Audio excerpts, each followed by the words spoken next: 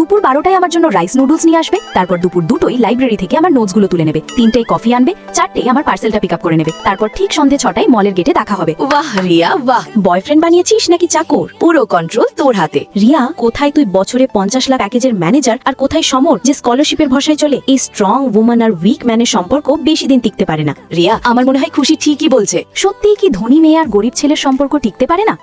সমর, তুমি আমাদের সম্পর্কের কথা পাবলিক করে দিলে। আরে হ্যাঁ, আমার এত বিউটিফুল গার্লফ্রেন্ড সবাইকে দেখানো তো উচিত। বিল কে দেবেন? আমার গার্লফ্রেন্ড বিল পে করবে। দেখতে তো হিরো লাগে, কিন্তু পকেটে জিরো। আমার এই প্রজেক্টটা আজ সন্ধ্যের মধ্যেই কমপ্লিট চাই।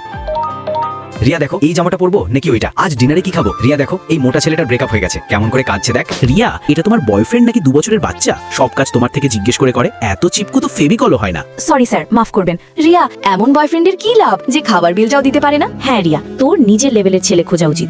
সমর তোর যোগ্যই নয়। তোমাদের মনে হয় ও আমার টাকার উপর বিলাসিতা করার জন্য আমার সাথে আছে, কিন্তু তা একদমই নয়। ও দুনিয়ার পরোয়া করে না, ও আমাকে সব থেকে ভালো বোঝে। ওই আমাদের সম্পর্কের আসল পিলার। সমর, তুমি আমাদের রিলেশন পাবলিক করে দিলে, লোকে তোমাকে লোভী বলবে। আমার লোকের কথায় কিছু যায় আসে না, আমি শুধু জানি যে আমি তোমাকে ভালোবাসি। জানো, আমি গানের একটা বড় অফার পেয়েছি, অ্যাডভান্স 10 লাখ টাকা আমি তোমার অ্যাকাউন্টে পাঠিয়ে দিয়েছি।